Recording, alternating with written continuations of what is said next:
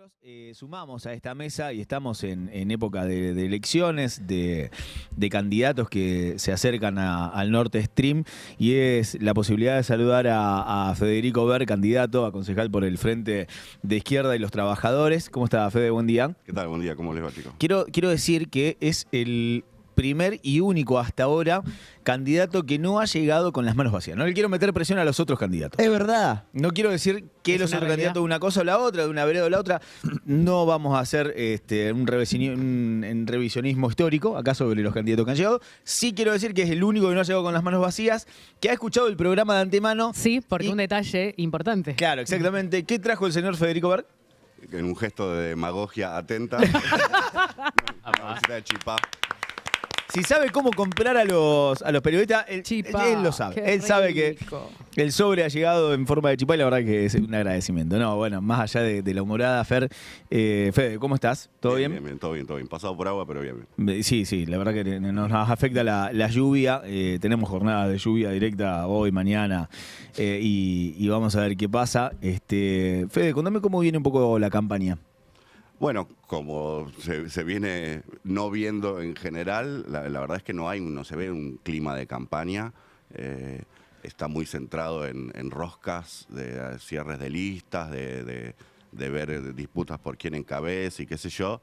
De lo que no se está hablando es de cuáles son los problemas en la ciudad, en la provincia, en la nación, que son muchísimos. Hay una crisis social, económica muy fuerte y que se transmite también en una crisis política. Son elecciones vienen habiendo muy baja participación.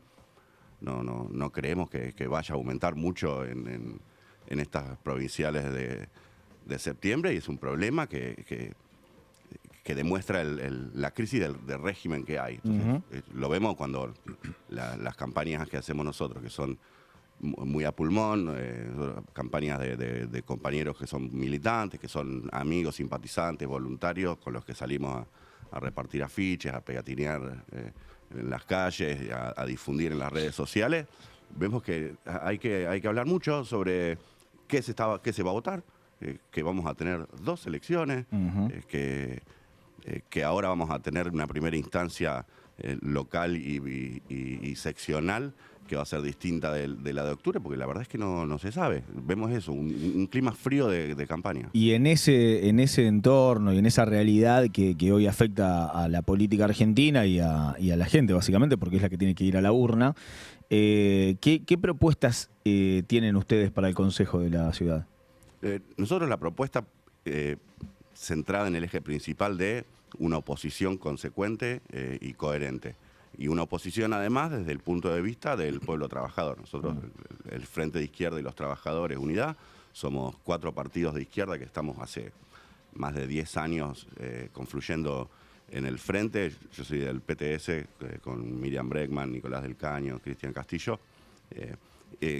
Las propuestas de prohibición de suspensiones y despidos, la propuesta de boleto educativo gratuito para estudiantes y docentes, la propuesta de reducción de la jornada laboral a 6 horas.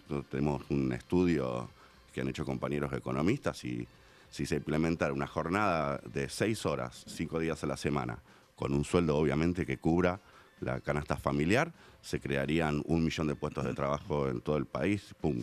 El desempleo pasa a ser un problema menor, la precarización laboral pasa a ser un problema menor.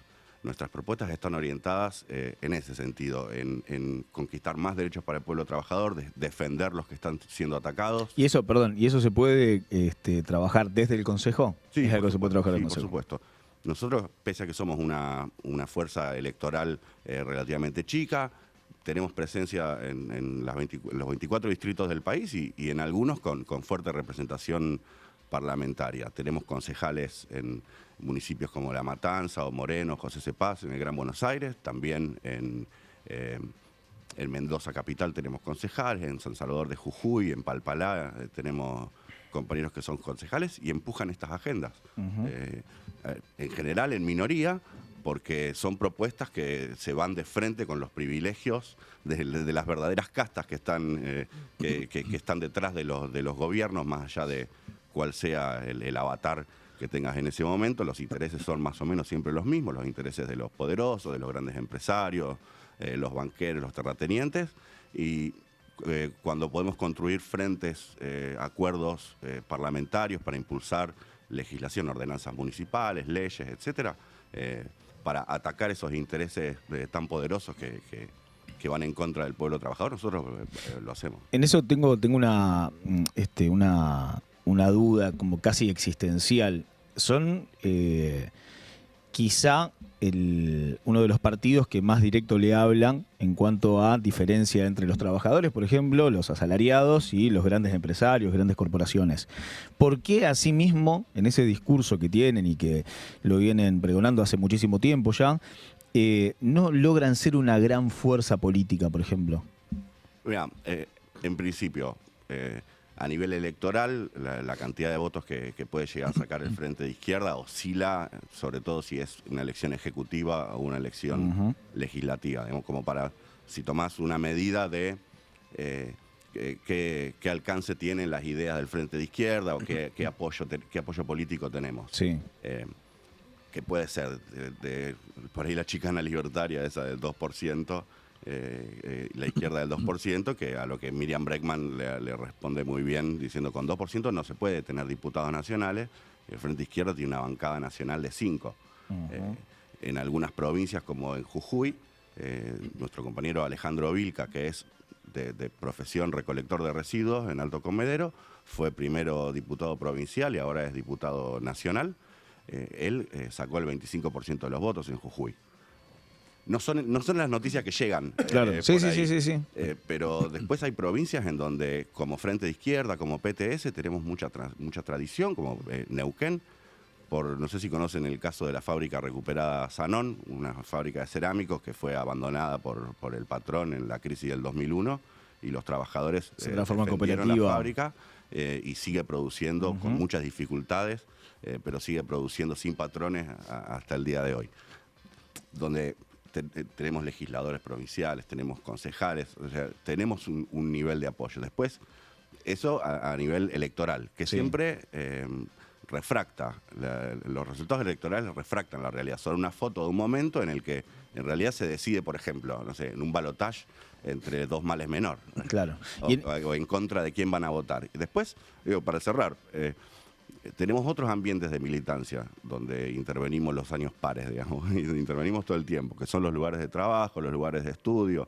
Nosotros, como parte de nuestra militancia, peleamos ahí donde estamos, en los centros de estudiantes, en los sindicatos, en la calle con los movimientos sociales, con el movimiento ambiental, el movimiento de mujeres.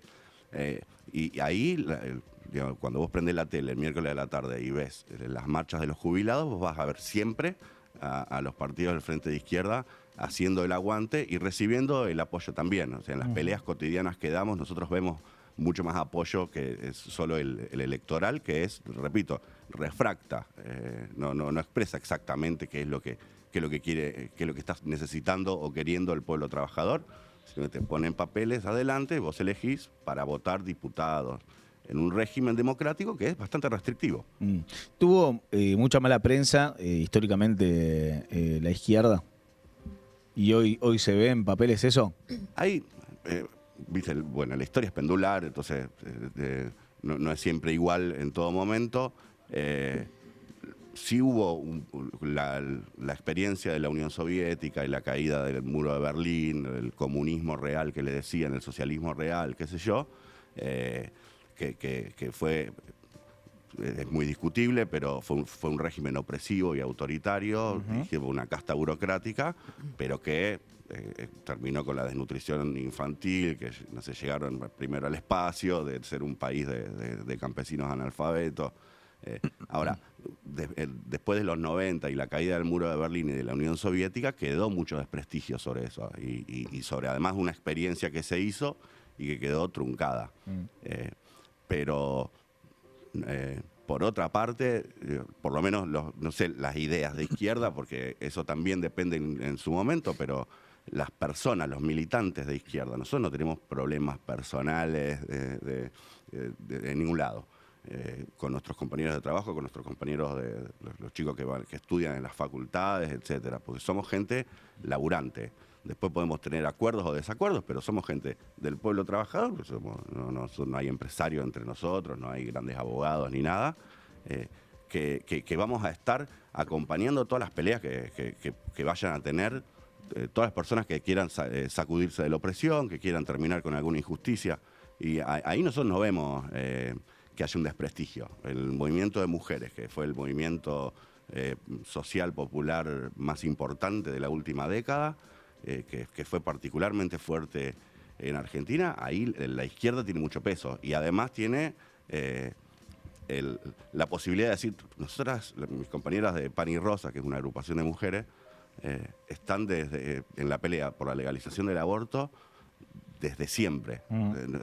Cuando en general los otros candidatos o candidatas ocultaban el programa de la legalización del aborto, no le hablaban en público para no caer mal, o porque en ese momento no daba con el sentido de época, bueno, mis compañeras estaban ahí haciendo el aguante en la vanguardia de la campaña por la legalización del aborto. ¿En qué le puede cambiar la vida al vecino de San Nicolás obtener bancas en el Consejo? Cambiarle la vida... Con proyectos, digo, con proyectos, por ejemplo, ¿qué proyecto presentaría? Lo que sí, bueno, los proyectos que te comentaba al principio, que son los de cajón, que ya los tenemos probados, además, están redactados porque los hemos laburado en otros municipios, en otros consejos deliberantes, pero lo de la reducción de la jornada, el impulsar la reducción de la jornada, lo del transporte educativo gratuito, y que no se financie subiéndole las tasas a los vecinos, sino que se financie con un impuesto a las grandes fortunas, no regalándole la plata a los grandes empresarios cuando se vienen a instalar acá, como estos regímenes. Nosotros hubiéramos votado definitivamente en contra del régimen de incentivo a las inversiones, pues nos parece que sacarle plata a las escuelas y ponérselas a los grandes empresarios. Nosotros estamos a favor del flujo contrario de la guita, que salga de los grandes empresarios y que vaya a las necesidades del pueblo trabajador. Nosotros hubiéramos votado en contra y no hubo un bloque que votara en contra en la sesión. La extensión esta del RIGI de la semana pasada fue votada a favor por la Libertad Avanza y el pasaglismo, cosa que, bueno, son eso, son sus ideas, pero después no hubo oposición, hubo abstención de los bloques peronistas y del radicalismo. Ahí hacía falta una voz que diga, no, está mal esto. No hay en el Consejo Deliberante hoy una expresión que se oponga desde este punto de vista. No desde el punto de vista de la rosca o de la conveniencia o de los acuerdos de gabinete, sino desde decir, esto va en contra del pueblo trabajador, te lo quieren vender como un beneficio, en realidad es en contra, nos saca recursos de escuelas, de los hospitales municipales, de las obras públicas, de los planes de vivienda que no existen. En ese sentido, para nosotros una bancada del Frente de Izquierda sirve y aporta y bueno, tenemos experiencias para mostrarlo. Federico, si tuvieras que hacer un análisis y un diagnóstico de la ciudad que ves hoy, ¿cuál es ese diagnóstico y en qué habría que poner el foco de manera inmediata? Bueno, es una ciudad golpeada por la precarización laboral y por el desempleo, con las suspensiones y los despidos que viene habiendo desde que se está profundizando la crisis. Nosotros decimos claramente son ataques del gobierno nacional de Milei, pero que se suman a los ataques que venían de antes del gobierno de Alberto Fernández y que venían de antes del gobierno de Macri. Venimos de una larga década de golpes al pueblo trabajador, que en una ciudad industrial como San Nicolás se sienten el doble. La política la política económica del gobierno hace sentir muchísimo más fuerte la crisis en ciudades como la nuestra. Y eso se transmite también en los problemas edilicios en las escuelas, los problemas en los hospitales, los problemas en los barrios, desde la iluminación hasta los problemas de la gente que no puede salir segura a la calle. Son todos problemas que se agravan en ciudades como la nuestra. En principio, hay que atacar la precarización laboral. San Nicolás tiene índices brutales, además de pluriempleo. Esto de la gente que sale de un trabajo y tiene que enganchar otro, porque no llega. Milei que como economista es bastante limitado también, decía que si fuera cierto que no se llega a fin de mes, se apilarían los cadáveres en la calle. Lo que él entiende de los reclamos que le hace el pueblo trabajador es que, bueno, si no te estás muriendo de hambre, es que no tenés hambre. Podés seguir comiendo. Lo que este tipo y estos tipos no ven, porque no conocen, porque no les importa, es que para llegar a fin de mes, para darle de comer a los chicos 3 veces por día, para poder pagar el alquiler y los servicios, la gente trabaja 12, 14, 16 horas. Hay gente que duerme muy poco porque tiene que levantarse a las 4 de la mañana para laburar porque volvió a las 10, 11 de la noche. Ese es un problema muy serio en San Nicolás, afecta particularmente a la juventud y sobre todo a las mujeres jóvenes. Las mujeres jóvenes que trabajan cuidando chicos, limpiando casas, en comercios, las chicas que atienden los 24/7, que está lleno y que están toda la madrugada laburando por 2 mangos. Tiene que ser una política de Estado atacar la precariedad del empleo. Hay como poder estatal, como control, vos, si querés abrir un kiosquito, querés abrir una dietética o algún bolichito, la municipalidad te persigue, te revisa hasta abajo de las piedras. Ahora, si querés reventar a un pibe de 25 años en una fábrica metalúrgica por 2 mangos durante 16 horas, te eximen de tasas. Ese tipo de políticas hay que cambiarlas de raíz, porque si no vamos a seguir profundizando la decadencia. ¿Cómo vamos a pedirle a los chicos que vayan a la escuela, que la terminen, que se consigan un laburo que más o menos les permita tener una familia, si no hay? Les pedimos a los chicos, les exigimos a los chicos cosas que no hay. Yo soy profe, yo laburo en escuela secundaria. Es casi un acto heroico de los chicos ir todos los días al colegio, porque la tienen todo en contra. Fede, buen día, primero, antes que nada. Quería sacarte un poquito de esto y vamos más a lo que fue el armado de la lista acá en San Nicolás. A diferencia de otros espacios políticos, lo de ustedes fue bastante más rápido por esta unidad que ustedes decían que vienen trabajando hace tiempo, al margen de que seguramente internas tienen todos los partidos, diferencias y opiniones, me parece que también. Pero te quería preguntar, primero, ¿por qué la decisión de Dayana Ojeda en primer lugar? Si hay un motivo puntual al respecto de ello. Y en segunda instancia, consultarte, al margen de que es muy difícil hacer futurología, pero siempre está la expectativa, ¿no?, de poder ingresar al Consejo Deliberante, ¿no? ¿Cómo ves este panorama para el 7 de septiembre? Bueno, el orden de la lista encabeza la compañera Dayana, que es militante del Partido Obrero y dirigente del Polo Obrero, de la Juventud del Polo. Fue el resultado de las últimas pasos que tuvimos. La última vez que competimos entre la organización de ellos y la organización nuestra dentro del Frente Izquierda, que es para ver quién encabeza y cuál programa consideramos, cuál consigna consideramos que es mejor impulsar una campaña, pero después el programa es el mismo, el de todos los partidos. A nosotros nos tocó perder por 3, 4 votos, que fuimos contando urna por urna, pero bueno, el resultado fue ese. Así que quedó conformada la lista con Dayana Ojeda a la cabeza. Sigo yo y Rocío Franco, que es una compañera mía que es docente de nivel inicial, es delegada de SUTEBA, de la agrupación Marrón Docente.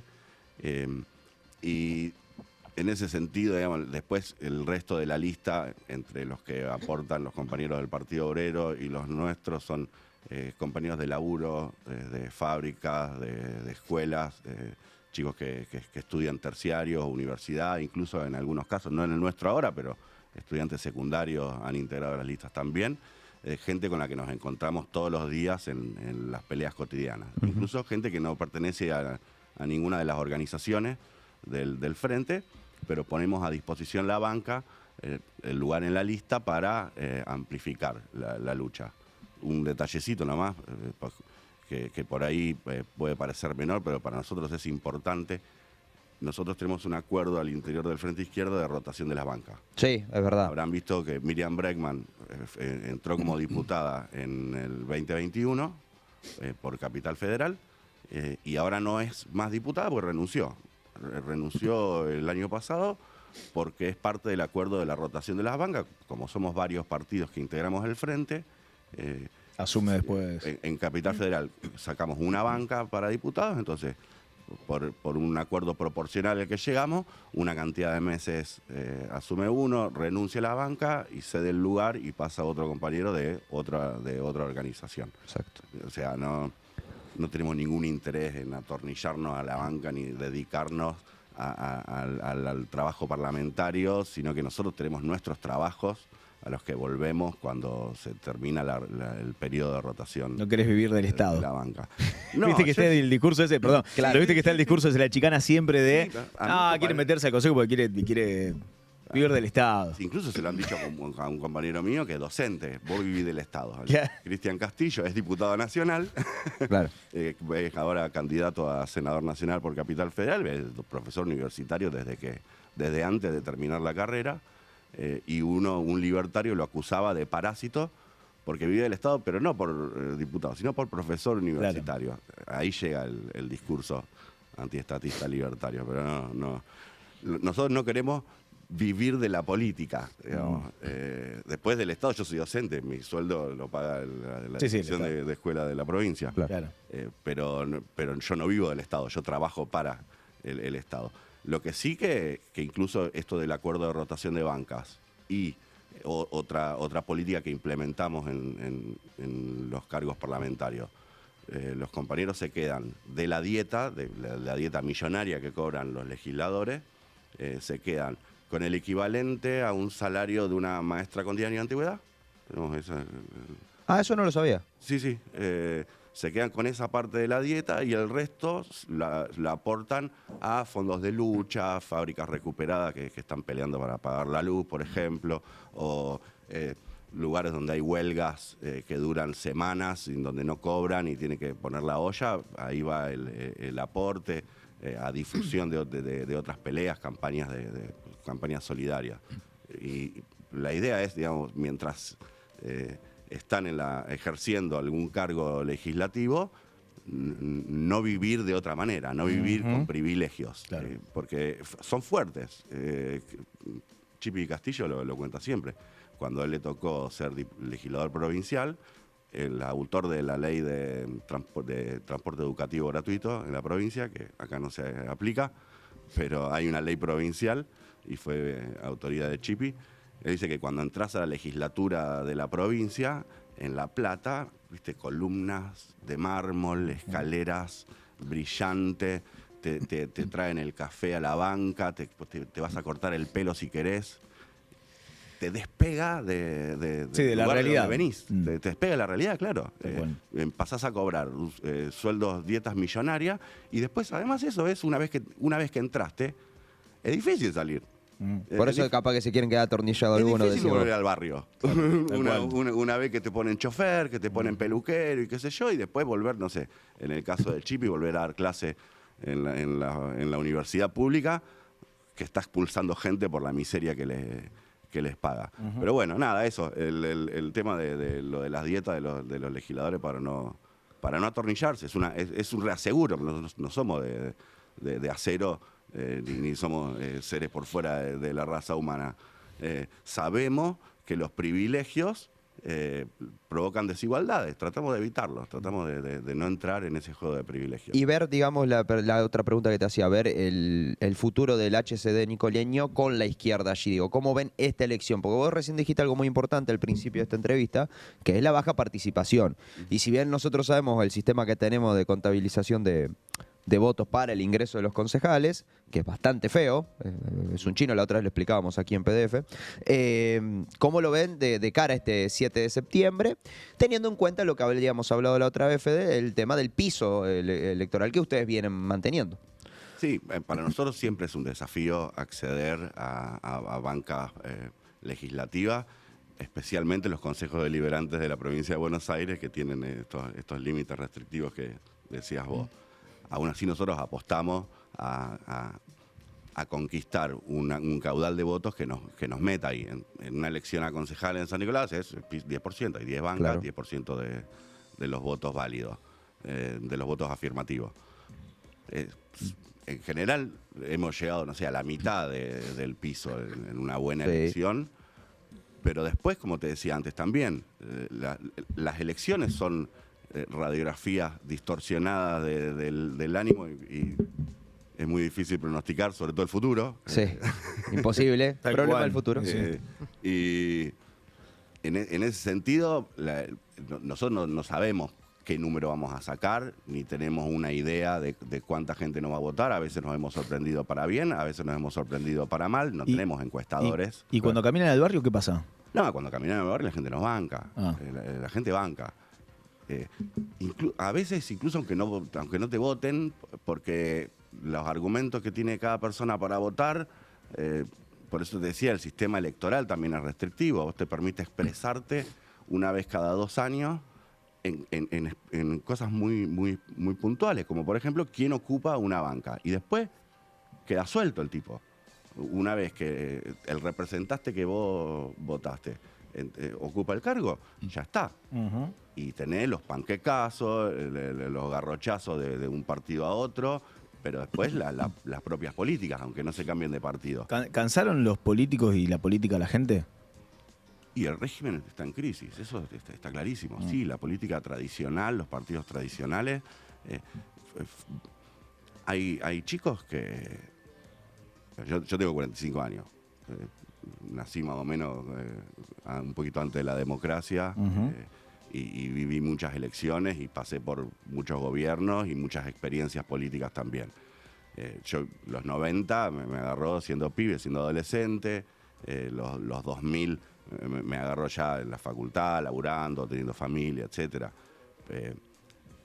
Y se ha ido acumulando una serie de frustraciones desde hace... El otro día lo charlábamos con Guille también. Hace 15 años que... No, pará, el número es... Hace 10 años, 15 años que no se produce empleo genuino privado en la Argentina. Que no crece el empleo privado, la cantidad de puestos. Después, la cantidad de laburo que hay de la gente que labura es un montón. Los manteros digitales o los autónomos, los chicos que manejan la moto con el Rappi, pedido ya acá, o el Uber, el auto. Pero eso es una distopía que en algún momento nos vamos a estar llevando todos entre nosotros en Uber. O sea, Claro. Si el laburo es ese, vamos a estar todos vendiendo unos pastelitos o fideos y unos pocos hacinados en las fábricas, laburando 16 horas por día. Si todas las frustraciones políticas te llevan a eso, y vienen y te prometen además que te lo van a cambiar. Alberto prometía asado, Ujú. volvemos al asado.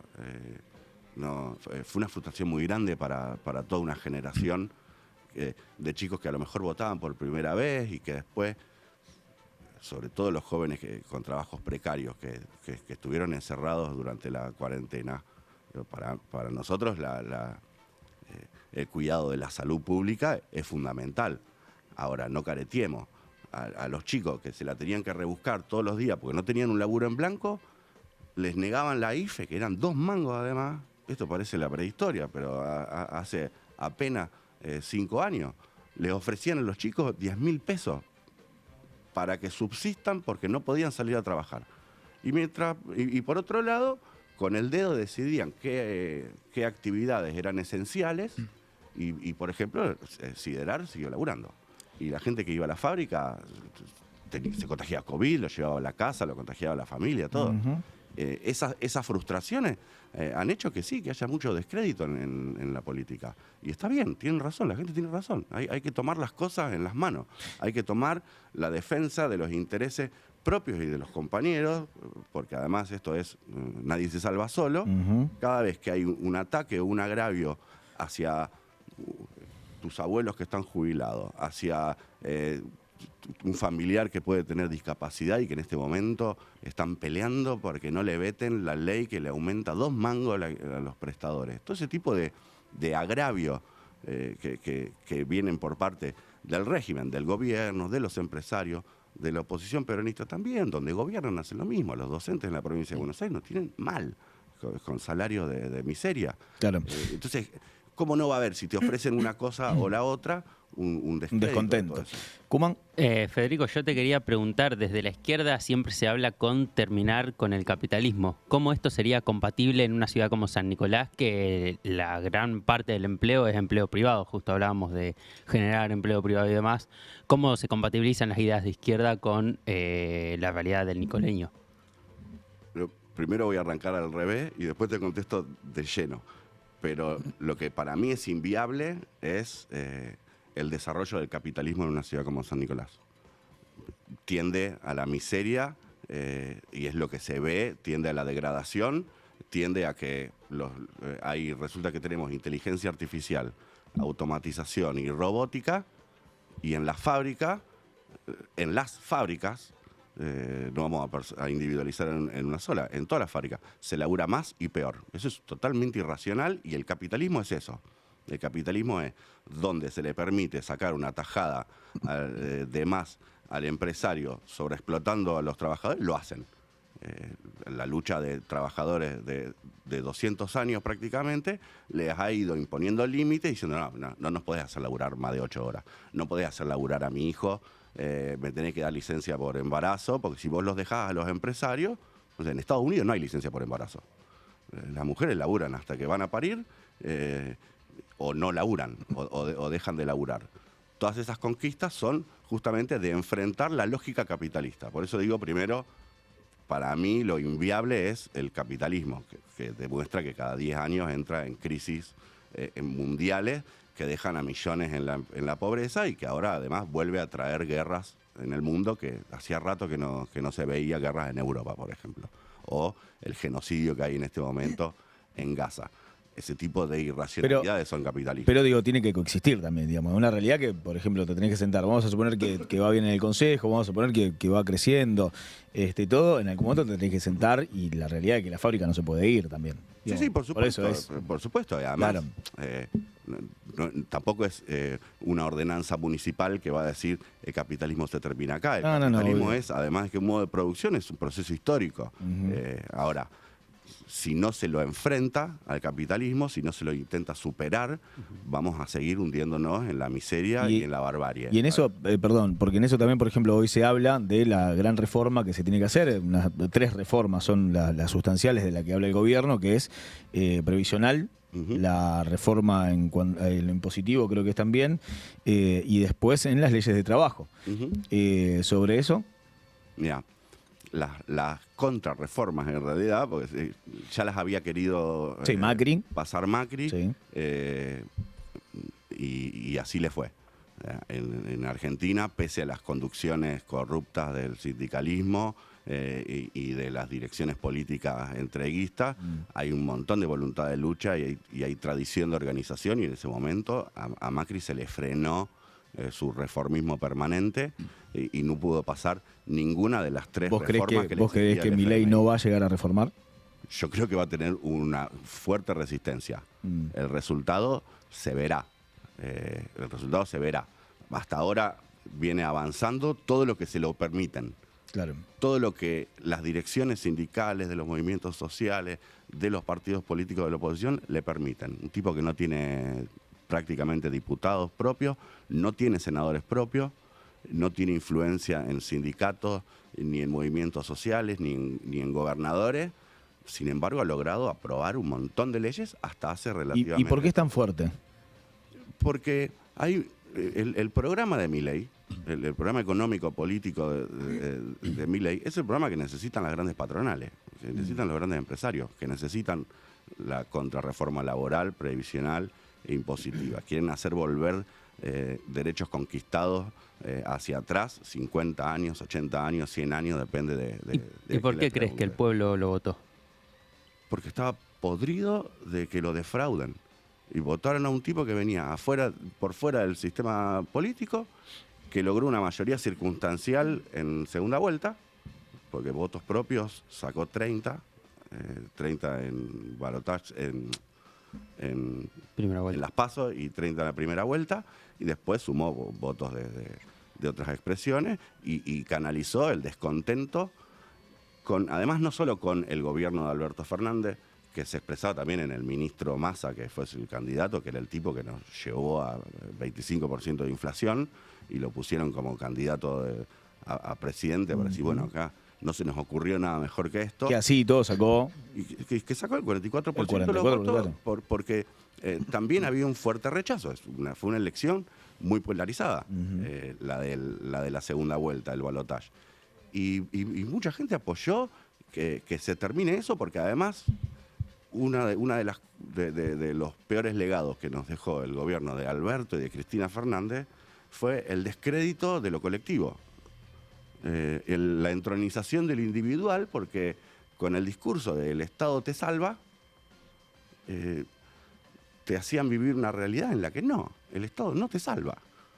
En ese momento, el Estado te mandaba a laburar en la fábrica, a exponerte al COVID, o te dejaba encerrado en tu casa sin posibilidad de laburar, o te mataba, como a los chicos de Zona Norte en Barrio San Jorge, Ulises y Ezequiel, dos chicos que por andar en moto a la madrugada, la policía opinó que estaba bien pasarlos por arriba con el patrullero. A Facundo Astudillo Castro también, cerca de Bahía Blanca, el Estado lo mató. Entonces, mientras te decían, esos mismos tipos que dirigen en el Estado, el gobernador Kicillof y el ministro Berni en ese momento, ampararon a los policías estos que asesinan chicos. Y entonces, por un lado te dicen el Estado te salva, y por el otro lado te tiran todo el aparato del Estado en contra, y eso hizo caer con mucho descrédito la idea de lo colectivo, no solo del Estado, de lo colectivo y de lo público. La exaltación del individualismo, del sálvese quien pueda, del vos te las podés arreglar, incluso ocultando relaciones laborales como las aplicaciones, las plataformas, la uberización, digamos, oculta la relación laboral, te hace creer que estás laburando por tu cuenta, y de repente el algoritmo te dicta la vida. Yo digo, para contestar en concreto, yo creo que todo ese descrédito de la política tradicional hizo que se termine eligiendo a un tipo que, para mí, dentro de unos años, la sociedad argentina va a mirar para atrás y decir, ¿por qué hicimos esto? Así como le pasó con Menem, así como le pasó con De la Rúa, de que fueron mayoritarios durante mucho tiempo, Menem sobre todo, De la Rúa Sí, un poco menos, acortado, obvio. Y pero que también le pasó al kirchnerismo, que después la sociedad se da vuelta y dice, la verdad, y nos bancamos cosas que no nos deberíamos haber bancado. Fede, gracias por venir. Se nos termina el tiempo. Gracias por estar con nosotros, gracias por tu momento, por tu tiempo, gracias por los chipacitos. Y bueno, a las urnas, a todo el mundo invitar a que vaya a las urnas a votar. Sí, porque dentro de lo poco que nos dejan a los ciudadanos del pueblo trabajador decidir, está ir cada 2 años a votar. Entonces no solo que vayan a votar con convicción, no pensando en especulaciones o en contra de, sino a favor de lo que opinen que son sus propios intereses. Nosotros ponemos a disposición la plataforma del Frente Izquierda para que la consulten. En las redes sociales nos van a encontrar. Tenemos un centro cultural y político acá a 3 cuadras, la comuna, que pueden pasar a saludar si quieren conocer más. Ok, muchas gracias. Federico Ver con nosotros, candidato a concejal por el Frente de Izquierda y los Trabajadores 951. Nos quedamos hasta las 10, se nos fue el programa.